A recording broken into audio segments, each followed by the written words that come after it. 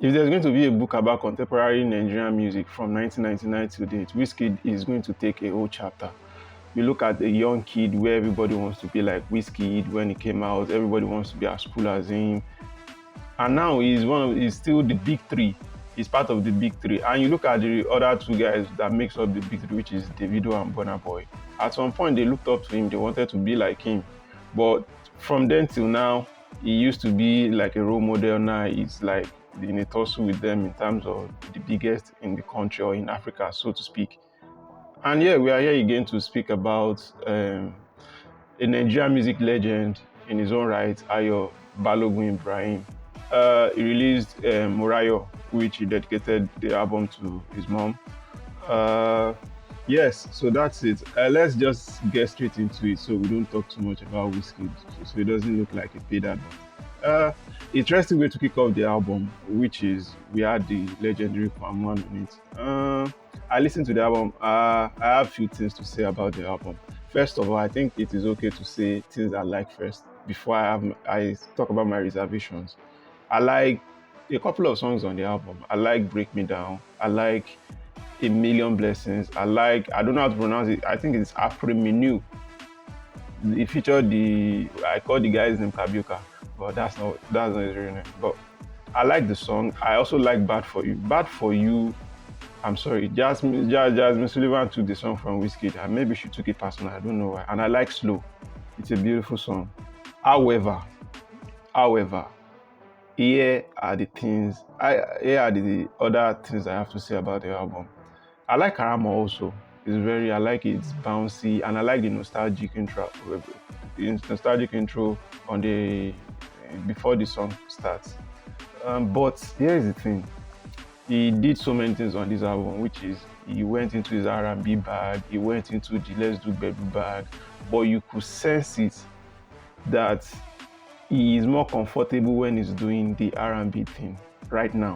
When you look at the song, and I see people like Bend, right?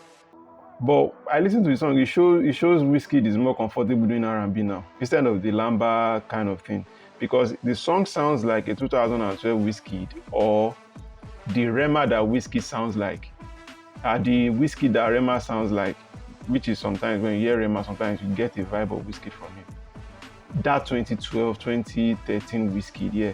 And it looks like it seems all over the place when he's on the song. Maybe that's just me. And the song might be the biggest song come back next year. But me, I'm just saying what I think because that's the name of this podcast. This segment is called Here's What I Think. The singles he dropped before the album, I would like to say, it makes sense when you listen to it now. Kese, the dance song, Kese Dance, it makes sense. It made more sense on the album, more than even what it does on when he released it as a single.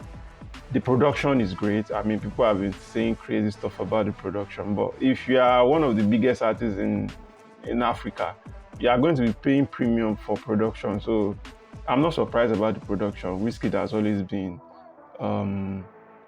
about quality, but the R&B and everything makes the album look out of place. Like the songs I've listed that I liked, which is Break Me Down, Million Blessings, and so on. Every time it features a proper R&B person, and when I mean proper, I don't mean it in a funny way. When it features an R&B person on any song on the album, it looks like they are just kicking him off the song. And this does not mean he's doing badly doing the R&B style, but every other person that he features are slapping him on the track. Again, I don't mean it in a bad way. It just feels like those people did it better than he did. But he seems very comfortable with the R&B stuff. Even the Bedu part is, I think Kese is nice. Karamo is really bouncy too. But I don't know. Something is missing with this album. I can't lay my hands on it. But there are a lot of sleeper hits on this album. And I think Karamo might just pick up. I'm just saying, this is me guessing. But all in all, I enjoy the album. I like the album. It's not a bad album. But also, again, when you go on social media, they make you think it is the biggest thing to ever happen to Afrobeat. I know it's not easy to record an album. He is the biggest artist, arguably the biggest artist out of Nigeria, out of Africa, I dare say. I'm not getting into Stan's conversation, but I'm just saying, from a listener's perspective, this is not even a critic's perspective. I'm just saying, I listened to the album. This is the first time. I might listen after fourth, fifth time, and something changes, or my review is just nonsense after 1 year. But this is what I feel after listening to the album. And yeah, I like there is this transition between Bend and A Million Blessings. It really looks it sounded really nice. And so yeah. Also, I would like to state this about Wizkid and this review. There are different versions of Wizkid. Wizkid when it came out was different to the Wizkid of, let's say, 6-7 years ago. And also, when you trace back to Wizkid's last four projects, you could see the momentum he was trying to build. When you look at from from the other side, from then and that other EP that I released to till now, you could see it. You could see he wanted that R&B style. He wanted to be more comfortable on the track. He doesn't want to be doing shouting or anything. He doesn't want too many crazy beats. Now, if you don't like the new Wizkid, go and listen to his old Wizkid. Go and listen to the old Wizkid, right? Don't listen to the old Wizkid and say, this Wizkid style, I don't like it. Because what he has done is he's been able to change audience from then till now. The kind of people is gaining more audience, new listeners, and you look at the age range of people he's appealing to. Yeah, the demography is very diverse. People in their early 20s still like rocks with Wizkid. People in their 40s still rocks with Wizkid. I mean, this new star, right?